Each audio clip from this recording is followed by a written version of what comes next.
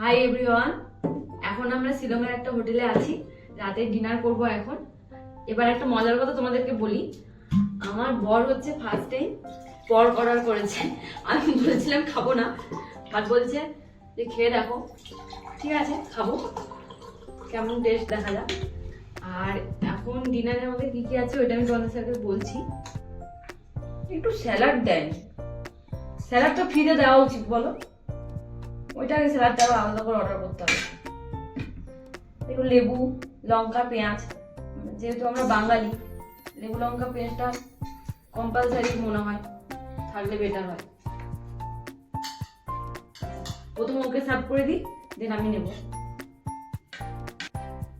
কি কি আছে এটা বলে দিই। এটা হচ্ছে একটা মিক্স ভেজ ভেবে দিয়েছিলাম, বাট দেখছি যে মিক্স ভেজ ফ্রাই, এটা যাই হোক মিক্স ভেজ। এটা হচ্ছে ফিশ কারি, আর এটা সেই ফেমাস পর্ক, দেখা যাক কেমন লাগে। আচ্ছা, এটা হচ্ছে এই যে পর্ক দিয়েছে, এটা মনে হচ্ছে পর্কের কি ফ্যাট নাকি জানি না, তাও দেখা যাক। পাতলা ঝোলটা আমার পছন্দ, ঝোলটা কেমন হয়েছে টেস্ট করলে বোঝা যাবে। আচ্ছা, এবার হচ্ছে পর্কটা খাই, দেখি কেমন। অর্ডার তো দিয়েছে, শক্ত না, দেখি কেমন খেয়ে।